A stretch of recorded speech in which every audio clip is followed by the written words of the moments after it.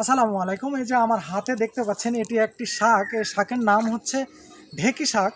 এই শাক এখন সচরাচর দেখা যায় না। আগের যুগের মানুষেরা সবসময় এটি খেত। তো এখন এটি পাওয়া যায় না সচরাচর। তো এই শাকের কিন্তু অনেক পুষ্টিগুণ রয়েছে।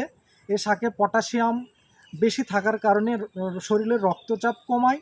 আর এই শাকে ভিটামিন এ এবং ভিটামিন সি থাকার কারণে দাঁত ক্ষয় রোধ করে, ক্যান্সার প্রতিরোধ করে, ফুসফুস ক্যান্সার, ত্বকে ক্যান্সার রোধ করে। তো এই জন্য আমরা এই শাকটি যেখানে দেখতে পাবো সেখান থেকে উঠায় নিয়ে খাওয়ার চেষ্টা করব।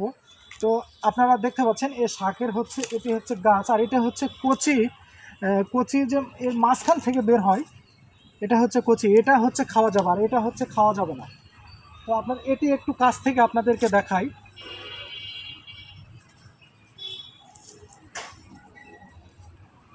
তো আলহামদুলিল্লাহ, এই পর্যন্তই আমার আজকের এই ভিডিওটি। আপনারা ভালো থাকবেন, সুস্থ থাকবেন। আসসালামু আলাইকুম।